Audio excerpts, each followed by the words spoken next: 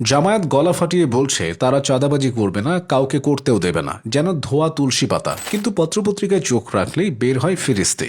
গত ঈদের আগে নরসিংদীর মাধবদীতে ইয়ানত না পেয়ে ইসলামী ব্যাংকের কর্মকর্তা সেলিম মিয়াকে সড়কে ফেলে করে জামায়াত শিবিরের কর্মীরা। চাঁদাকে জায়েজ করতেই ইয়ানত বলা হয়। চট্টগ্রামের সাতকানিয়ায় অবৈধ বালু উত্তোলন, ইটভাটা, পাহাড় কাটা সহ নানা খাতে চাঁদাবাজি চলছে। পত্রিকায় প্রকাশ এসব করছে জামায়াতের কর্মীরা। সেখানে জামায়াতের প্রার্থী শাহজাহান চৌধুরীর পিএ আরমান উদ্দিনের বিরুদ্ধে চাঁদাবাজির অভিযোগের শেষ নেই। খোরশেদ আলম নামে এক ব্যবসায়ীর প্রতিষ্ঠান দখল করা হয়েছে। জামালপুরের মেলান্দহে 1 লাখ টাকা চাঁদা না দেওয়ায় ব্যবসায়ীকে করে গ্রেফতার হয়েছেন জামায়াত নেতা সামিউল হক ফারুকীর ভাতিজা সাজ্জাদ হোসেন সাকিব। রংপুরের মিঠাপুকুরে উপজেলা জামায়াতের সেক্রেটারি শফিকুল ইসলামের চাঁদাবাজির কল রেকর্ড বেরিয়েছে। কুড়িগ্রামের রাজীবপুরে অডিও ও ভিডিও রেকর্ড ফাঁস হয়েছে জামায়াত নেতা আনিসুর রহমানের। লক্ষ্মীপুরে মাদ্রাসা শিক্ষকের কাছ থেকে 50,000 টাকা চাঁদা চেয়ে বহিষ্কার হয়েছেন জামায়াতের রুকন জাকির হোসেন মিয়া।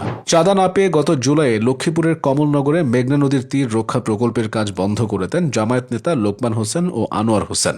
গত জুলাইয়ে কুষ্টিয়ার কুমারখালীতে চাঁদা না পেয়ে বাস টার্মিনালের ইজারাদারের উপর পর মামলা হয় জামায়াত নেতা আফজাল হোসেনের বিরুদ্ধে। ফরিদপুরের সালথায় বিধবা নীলুফা ইয়াসমিন জানিয়েছেন, নিজের জমিতে গাছ রোপণ করতে গেলে উপজেলা জামায়াতের আমির আবুল ফজল মুরাদ 12 লাখ টাকা চাঁদা চেয়েছেন।